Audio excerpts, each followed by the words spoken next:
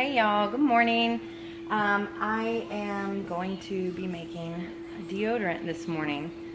I know that sounds like super crazy crunchy, and if y'all know me, I'm not like super crazy crunchy, but for about the last week I have been putting, this is gonna sound nuts, toothpaste in my armpits because my best friend does it across the street.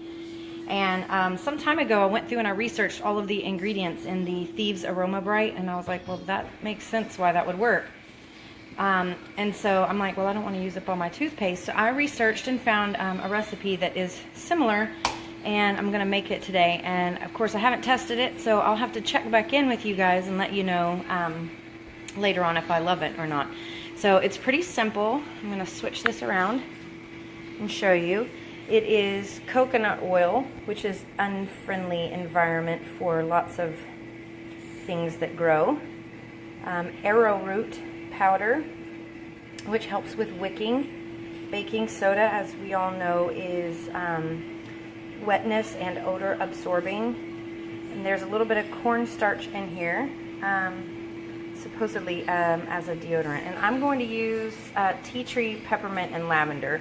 I'm going to switch around really quick too. I switch around. I chose those three because I did some research, and peppermint is really cooling, so I'm going to want to put that in my pits anyway. That sounds so weird. But anyway, peppermint, lavender, and tea tree all tested in a totally not Young Living related white paper that I read to be highly antibacterial and highly antifungal, and both of those things are what makes your sweat smell. So the reason I'm decided to do the DIY deodorant is because a mutual friend of mine ended up having to go to an oncologist. I have to be careful about what I say, but her, you know, your lymph nodes are right here in your pits. And the first thing he said to her after her results came back was, you stop using deodorant today. You go home, you get rid of it. Now, if an oncologist is going to tell you to stop putting toxic stuff in your pits, then guess what? I don't want to wait until I have to see an oncologist to do that. So I'm making a choice to clean up something else that I know is full of stuff you can't pronounce and that is toxic for your bloodstream, because it does get into your bloodstream through your skin. And I'm going to make this. So it should be pretty simple. I halved this recipe. It's not the whole recipe because, like I said, I haven't tested it and I don't know if I'm going to love it. So I've got about equal parts. It's about 2.5 tablespoons of coconut oil, but the recipe was a little bit loose, and so they said you could make adjustments based on how you will like it. And then it's 2 tablespoons of each of these. I'm going to go ahead and add my oils because I should have taken the caps off of these first, because I'm going to add them to the coconut oil because they are lipid soluble, and so I put 3 drops of tea tree. Tea tree does not smell good, but man, it is powerful. Peppermint, on the other hand, does smell good. 1, 2, 3, 4. I'm going to do 4 drops of peppermint also. And it's got these properties in it that makes your skin tingly and cool, and that's always good.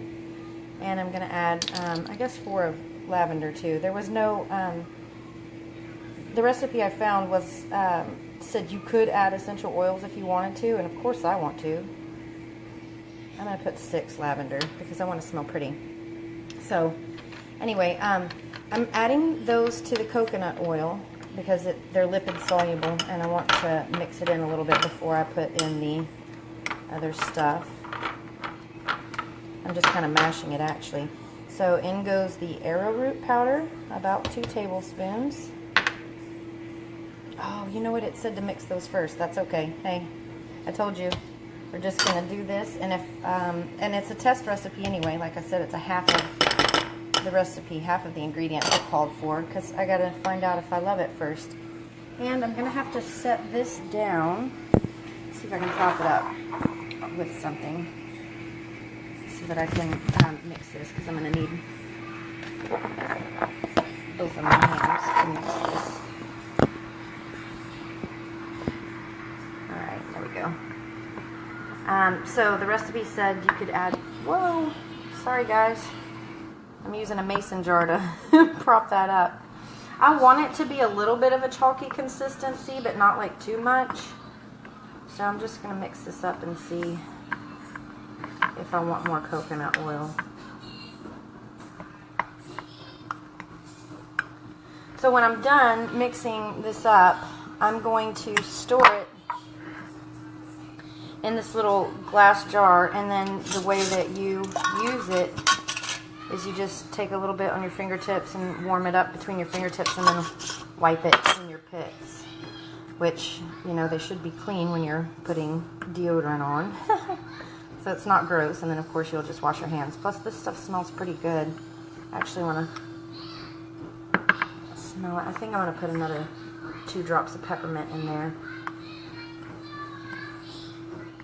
So I'm not going to make you guys watch this while I mix it all up because that will be boring, but I will post a picture of the finished product, and I will also post a review in a week. I'm going to put it on my calendar in 1 week to post a review on how I like it, and then we'll all know. So this looks like it's going to be just about the right consistency. It's kind of crumbly, but if I pick it up and smash it, you'll see it kind of holds together.